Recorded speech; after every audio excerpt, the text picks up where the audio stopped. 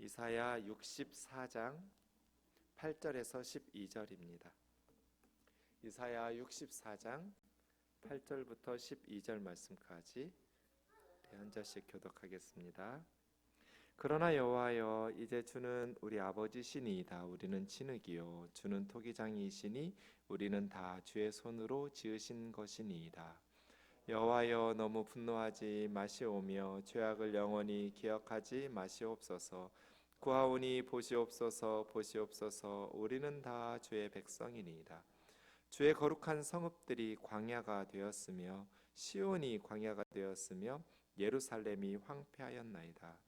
우리 조상들이 주를 찬송하던 우리의 거룩하고 아름다운 성전이 불에 탔으며 우리가 즐거워하던 곳이 다 황폐하였나이다. 같이요. 여호와여, 일이 이러하거늘 주께서 아직도 가만히 계시려 하시나이까?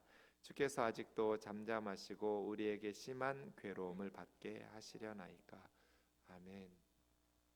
이사야 63장 7절에서부터 64장 12절까지의 말씀이 이제 마지막 단락인데요.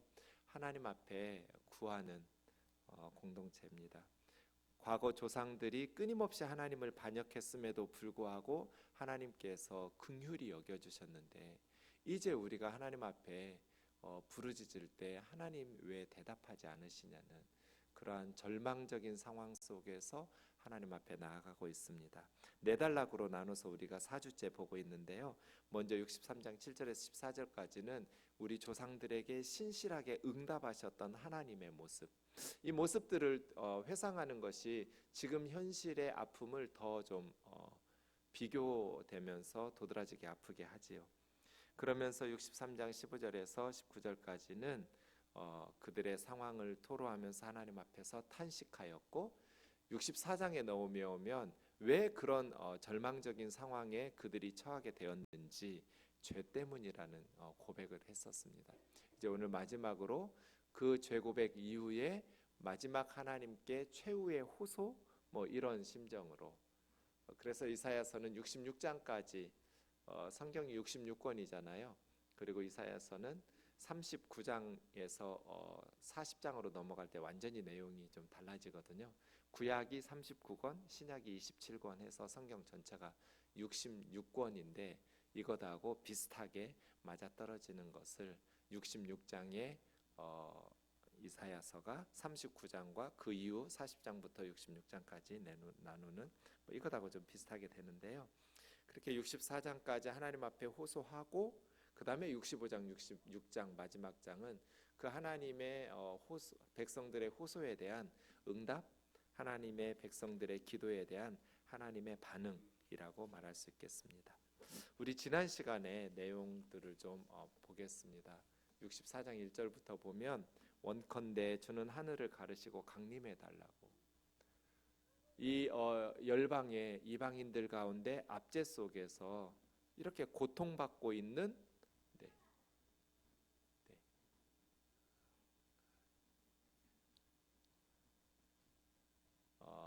괜찮아요.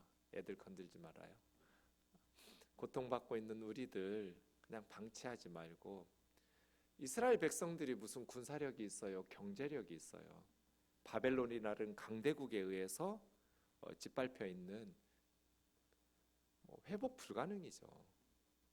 바벨론 제국을, 물론 이제 다른 강대국들, 역사적으로 페르시아가 일어서서 바벨론을 무너뜨렸지만 이스라엘 백성들의 힘으로는 하나님께서 하늘을 가르고 강림하시지 않는 이상 회복이 불가능한 상황이었어요. 하나님, 과거에 우리 조상들에게 임하셨을 때 시내산에서 하나님이 임재하셔서 십계명 주시고 언약을 맺어 우리를 하나님 백성으로 삼으실 때 하나님의 그 임재를 산들이 감당하지 못하고 진동하면서 그렇게 했던 것처럼 그 권능의 하나님, 우리 원수들에게 임하시고 이방 나라들이 하나님을 알고 떨게 해달라고, 그러면서 다시 3절에 강림해 달라고, 주님 외에는 자기를 앙망하는 자들에게 이렇게 응답하신 자가 없었다고, 예부터 귀로 들은 적도 없고 눈으로 본 적도 없는 하나님의 임재와 같은 그러한 놀라운 역사로 자기 백성을 구원하신 신은 이 세상에 없었노라고 고백하면서 강림해 달라고. 그런데 문제는 5, 6, 7절이거든요. 하나님은 기쁘게 공의를 행하는 자들, 그리고 하나님의 말씀, 하나님이 주신 하나님의 말씀에 순종하면서 하나님의 길에서 하나님을 기억하면서 사는 자들을 만나 주시거든요. 근데 문제는 우리가 기쁘게 공의를 기쁘게는 고사하고 억지로도 공의를 행하지 않았어요.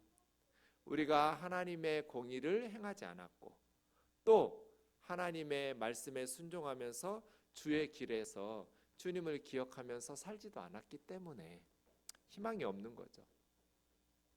하나님께서 하늘을 찢으시고 강림하셔서 우리의 이 절망적인 상황을 회복시켜 주시기를 바라지만 자신들의 영적 상태를 보면 감히 이사야 선지자가 그렇게 하나님 앞에 구할 수도 없는 거예요. 우리가 범죄함으로 하나님이 진노하셨사오며 이미 우리의 이런 영적인 상황, 절망적인 상황이 오래되었습니다. 어떻게 우리가 구원을 받을 수 있겠습니까?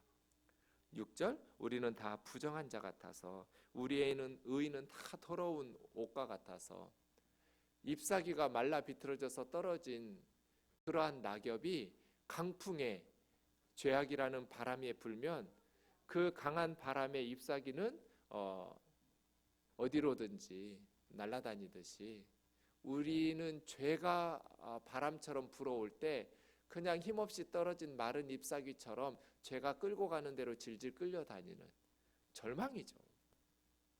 뭔가 우리가 공의를 기쁘게 행하고 주님의 말씀에 순종하면서 주의 길에서 주님을 기억하면서 살아야 이스라엘 공동체가 하나님을 만나고 하나님께서 하늘을 가르시고 강림하셔서 열방 가운데에서 고통받는 이스라엘 백성들을 구원해 주실 텐데 이스라엘이 더러운 옷을 입고 있는 누더기와 같은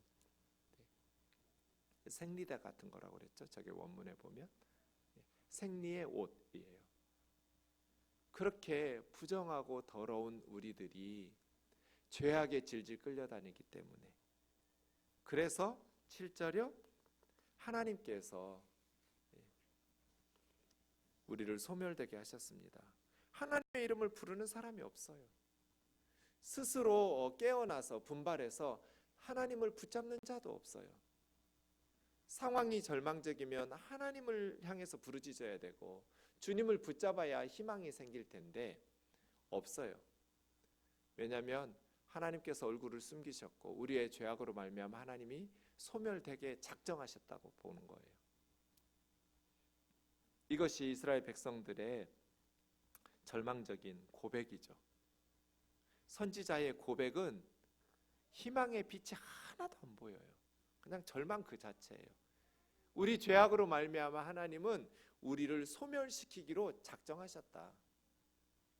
하나님의 이름을 부르는 사람도 없고 분발해서 영적인 잠에서 깨어나서 하나님을 붙잡는 사람도 없다. 공의를 행하고 주의 길에서 주님을 기억하면서 살아야 주님을 만날 텐데 희망이 있을 텐데 이런 절망적인 상황이었어요. 그럼 선지자는 뭐 해야 될까요? 여러분 영적인 상황 또 세상적인 상황이 그냥 빛이 하나도 안 보여요. 온전히 암흑이에요. 뭔가 하나님을 부르고 찾기라도 해야 되는데 하나님을 부르지도 않아요. 주님을 붙잡지도 않아요. 이스라엘 백성들이 그냥 껍데기만 하나님의 백성이에요. 그럴 때 그럼 어떻게 해야 되냐는 거예요. 그럼 이제 어떻게 해야 할까? 절망적인 상황. 그럼 어떻게 해야 돼요? 그럼에도 불구하고가 설교 제목이에요. 그럼에도 불구하고 하나님께 나가야 한다. 상황이 아무리 절망적이어도 우리 힘으로 해결하려고 하거나 그냥 절망 속에서 포기하고 죽지 못해서 마지 못해서 인생 살아가면 안 된다. 아무리 상황이 절망적이고 영적인 상황도 절망이고 세상적인 가능성, 회복의 가능성도 제로일지라도 그럼에도 불구하고 하나님의 백성들은 하나님께 나아가야 된다. 하나님께 나아가서 하나님의 도우심을 구해야 된다. 우리의 모습을 보면 하나님께서 도우시거나 구원하실 그런 기대할 게 하나도 없어. 하나님 도와주시죠. 하나님을 붙잡아야 하나님께서 우리를 도와주시죠. 우리 아들이, 우리 딸이, 이 땅의 백성들이 하나님을 불러야 하나님께서 구원을 해주시든지 말든지 할 거잖아요. 그런데 이스라엘 백성들이 하나님 부르지도 않아요. 하나님 붙잡지도 않아요. 그러면 진짜 뭐가 되냐는 거예요. 그럼에도 불구하고 하나님께 나아가서 하나님의 도우심을 요청해야 된다. 저놈은 하나님을 부르지도 않고 하나님에 대해서 마음 접었고 이미 세상 속에서 젖어 살고 있는데 오래됐어요. 이런 상황이 오래돼서 하나님 찾을 마음도 없어. 그럼에도 불구하고 하나님을 아는 하나님의 백성들은 뭐 해야 되는가? 하나님께 나아가서 도우심을 구해야 된다. 아무리 개인과 공동체의 상황이 절망적이어도 하나님께 나가야 된다. 우리가 하나님 앞에 도움을 요청하는 근거가 오늘 본문에 두 가지로 나와요. 이렇게 우리도 기도해야 돼요. 하나님의 도우심을 요청하는 근거. 첫 번째 8절 9절 보시면 그러나 여호와여, 그러나 여호와여 하면서 본문 시작돼요. 그럼에도 불구하고 그 앞에 상황은 뭐예요? 지금 이스라엘의 상황은 완전히 절망적인데 이스라엘 백성들은 하나님을 부르지도 않아요. 하나님을 붙잡는 사람도 없어. 하나님께서 하나님의 얼굴을 가렸어요. 이스라엘의 죄로 말미암아서 이스라엘을 소멸시키기로 작정하셨어요. 그러나 여호와여예요. 그러나 여호와여. 그럼에도 불구하고 하나님의 도우심을 요청하는 근거가 첫 번째로 주님은 우리 아버지 아니냐고요. 우리는 진흙이고 주님은 우리 토기장이 아니냐고요. 주님이 우리를 지으시지 않았냐. 9절 말씀해 보시면 주님은 우리의 왕 아니냐. 그래서 우리는 하나님의 백성 아니냐. 이게 뭐예요? 아버지, 토기장이 왕, 우리는 자녀, 진흙, 백성. 이건 관계잖아요. 그래서 첫 번째로 하나님의 도우심을 요청하는 근거가 하나님과 우리 사이의 관계 때문이에요. 이거에 호소하고 있어요. 지금 우리가 의로와서 우리가 하나님의 이름을 부르니까 하나님 앞에서 우리가 붙잡고 회개하니까가 아니에요. 하나님이 우리 아버지니까, 하나님이 우리 토기장이시니까, 하나님이 우리 왕이시니까, 우리는 하나님 백성이니까, 우리는 하나님이 빚으신 진흙이니까, 우리는 하나님의 자녀이니까, 이것이 하나님의 도우심을 요청하는 첫 번째 근거예요. 다시 8절 보시면 주는 우리 아버지십니다. 이게 무슨 뜻이에요? 세상 사람들은 다 포기해도 아버지는 포기하면 안 되잖아요. 하나님의 부성애적 사랑에 호소하면서 도와달라는 거예요. 아버지가 없었으면 우리는 존재할 수 없었잖아요. 아버지 없이 존재할 사람 누가 있어요? 하나님이 우리 아버지라는 건 뭐예요? 하나님이 우리를 이 세상에 존재하게 하지 않았습니까? 하나님이 우리 아버지 아닙니까? 두 번째, 우리는 진흙인데 하나님께서 토기장이로 우리를 빚어 만드시지 않았습니까? 이 말은요, 생사 여탈권을 하나님께 맡기는 거예요. 토기와 장이와 진흙하면 내가 엄청난 가치가 있는 게 아니라 한 줌의 흙이라고 고백하면서 토기장이 맘대로 한 줌의 진흙으로 만든 그릇을 뭐 귀하게 쓰거나 천하게 쓰거나 깨뜨리거나 그런 권한이 없으시겠어요? 우리는 하나님 손으로 그럼에도 불구하고 우리는 하나님 손으로 빚으신 하나님의 작품 아닙니까? 라고 말하는 거예요. 우리가 뭐 대단한 보석이 아니라 우리는 한 줌의 진흙인데, 흔하디 흔한 재료인 진흙인데 뭐 대단한 보석 아니지만 그럼에도 불구하고 하나님께서 우리를 빚으시지 않았습니까? 주님의 손으로. 하나님이 만들어 놓고 돌보시지 않는 것은 무책임하지 않습니까? 그럼에도 불구하고 죽이시든지 살리시든지 그 권한은 하나님에게 있습니다. 하나님이 우리의 아버지시니까. 그리고 하나님은 우리를 빚으신 토기장이시니까. 9절이요. 하나님은 우리의 왕이시고 우리는 하나님의 백성이니까. 그러면서 9절 그 다음 보시면 전 저 빨간색이 너무 좀 아파요. 9절이 아파.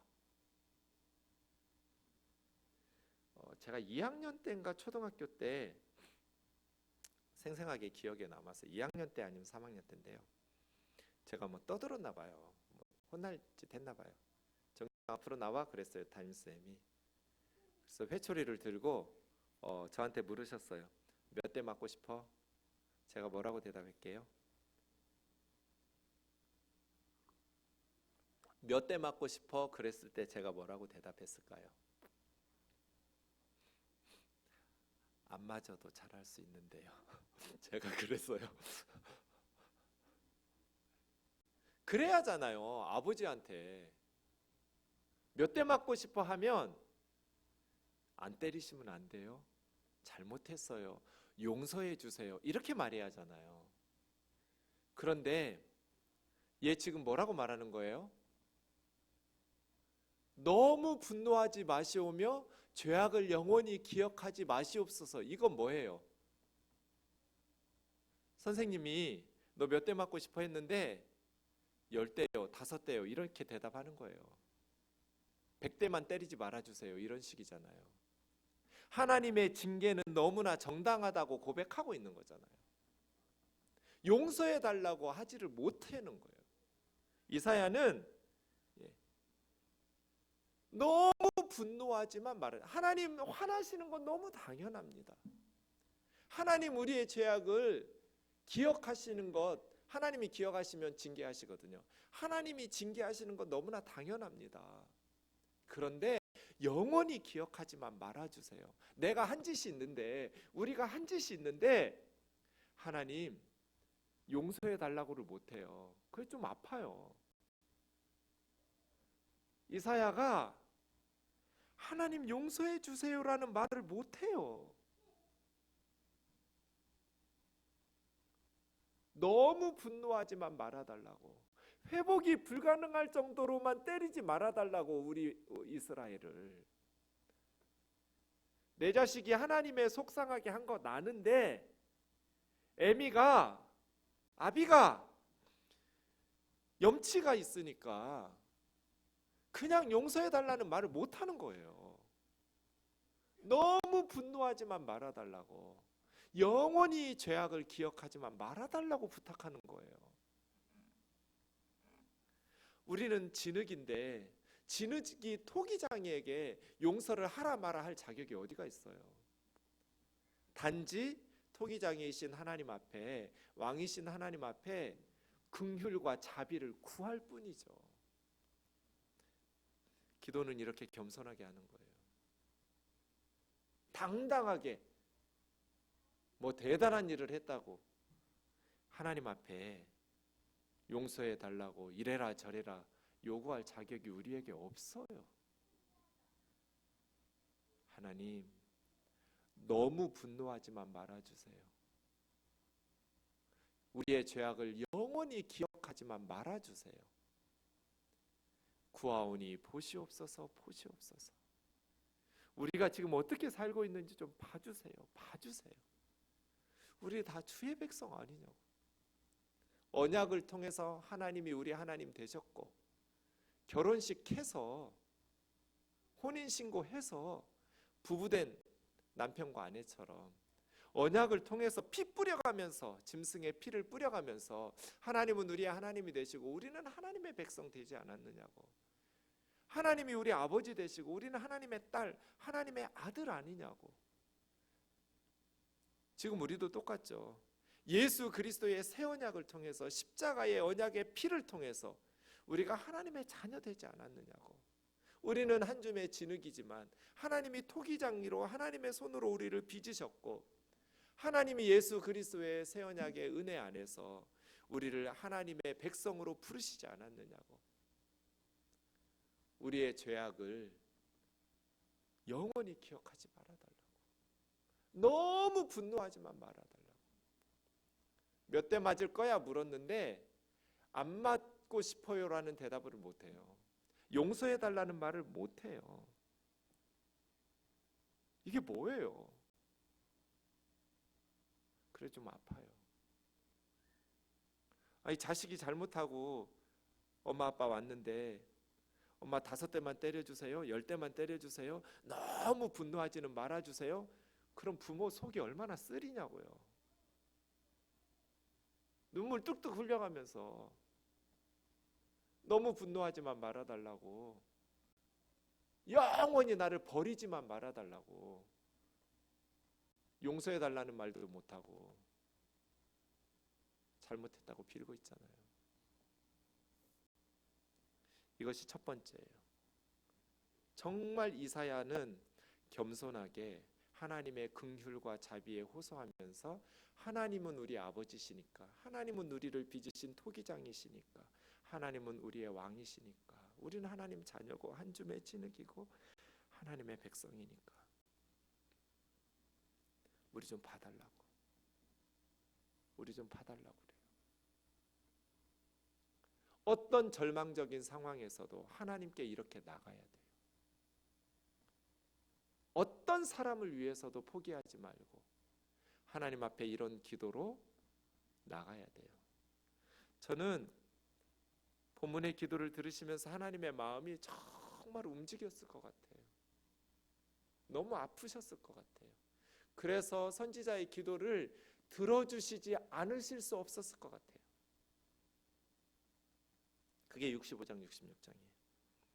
두 번째 10절 보시면 주의 거룩한 성읍들이 광야가 되었으며, 이 주의 거룩한 성읍들은 시온 예루살렘이죠. 시온이 광야가 되었으며 예루살렘이 황폐하였나이다. 그 예루살렘에 뭐가 있었어요? 우리 조상들이 주를 찬송하던 우리의 거룩하고 아름다운 성전이 불에 탔으며, 솔로몬 성전이 불타버렸죠. 우리가 즐거워하던 곳이 다 황폐하였나이다. 이건 무슨 말이에요?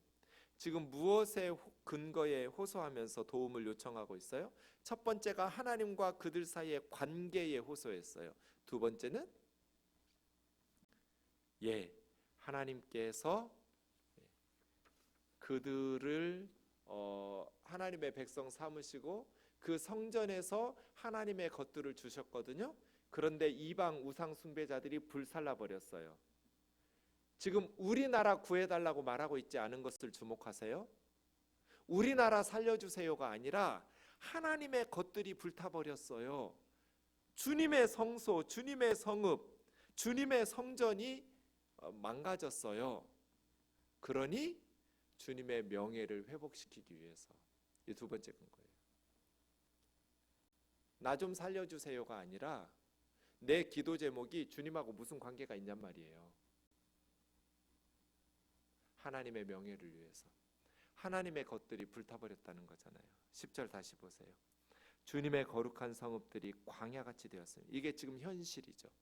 예루살렘은 폐허가 되었어요. 광야, 아무도 살 수 없는 황폐한 땅이 되어버렸어요. 그게 주님의 성읍이었어요. 주님의 것이에요. 주의 것. 11절 주님의 노래를 찬송하던 우리 조상들이, 주님의 집 성전, 우리가 즐거워하던 그곳이 다 불타고 황폐하게 되었습니다.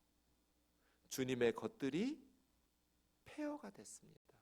주님의 것들이 파괴되었습니다. 그러니 이방 나라들을 심판하시고 주님의 것들을 다시 회복시켜 주세요, 이거잖아요. 하나님께서 예루살렘을 회복시켜야 될 근거가 하나님의 명예 때문에, 주님의 것들이니까. 그래서 12절 말씀처럼 여호와여 일이 이러하거늘, 이게 마지막이에요. 아직도 가만히 계시려 하시나이까.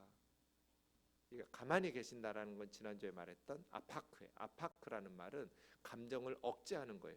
요셉이 형들 보면서 감정을 억제하고 눈물을 참았던 것처럼 그게 아파크예요. 하나님이 지금 이스라엘 백성들이, 하나님의 자녀들이, 하나님의 백성들이 고통받고 있는데 전능하신 하나님이, 능력 있는 하나님이 도와주실 수 없어요. 그게 얼마나 괴롭고 힘들겠어요. 그걸 억제하시기가. 이사야는 하나님께서 그렇게 힘겹게 아파크, 요셉이 눈물을 억지로 참고 있는 것처럼 하나님께서 지금 감정을 억지로 참고 있다고 느끼는 거예요. 하나님은 언제까지 그렇게 억지로 참고 계실 거예요? 라고 말하는 거예요. 진짜 센 말이에요. 어쩌면 이런 단어를 콕 골라버렸어요. 여호와여, 일이 이런 상황인데도 아직도 아파크 하시렵니까? 아직도 침묵하시면서 아무 소리도 안 하시고 잠잠하시고 우리에게 심한 괴로움을 받고 있는 걸 보고만 계실 겁니까? 이게 마지막 선지자의 기도였어요. 사랑하는 자매 형제 여러분, 하나님의 마음을 움직이는 것은 우리의 의로움이나 우리의 선행이나 헌신이 아니에요. 하나님의 긍휼에 호소하는 거예요. 그렇다면 우리의 상황이 아무리 절망적이어도 하나님의 긍휼하심에 호소할 때 하나님께서 저와 여러분을 기도를 들으시게 하실 줄로 믿습니다. 하나님 앞에 나아갈 때 막가파처럼 싫으면 관두고 이런 식으로 하나님 앞에 따지듯 교만하게 나가지 말고 이렇게 겸손하게 나가야 돼요. 하나님, 나는 한 줌의 진흙입니다. 그러나 보잘것없는 나를 하나님의 손으로 빚으시지 않았습니까? 긍휼을 베풀어 주십시오. 하나님 도와주십시오. 감히 제가 하나님 앞에 한 대도 안 맞겠다고 용서해 달라고 말할 자격도 없지만 너무 분노하지 마옵시며 영원히 죄악을 기억하지 말아 주십시오. 하나님 앞에 맞을 만큼 맞고 다시 회복되게 해주십시오. 하나님 앞에 혼날 만큼 혼나고 다시 회복될 수 있을 만큼만 혼내주세요. 회복이 불가능할 정도로 분노하지만 말아주세요. 이런 식으로 하나님 앞에 기도하고 나가는데 어떻게 하나님께서 이 기도를 듣지 않으시겠어요?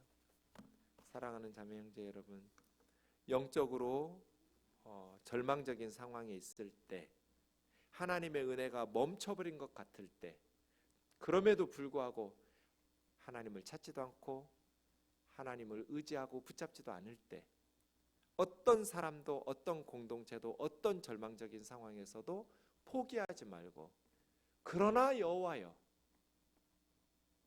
그러나 여호와여, 주는 우리 아버지 아닙니까? 주님이 손으로 우리 빚지 않았습니까? 우리 교회를, 우리 가정을, 우리 부모와 형제와 우리 자녀를, 우리 나라를 회복시켜달라고 기도할 수 있기를 원합니다. 찬양하고 기도하겠습니다.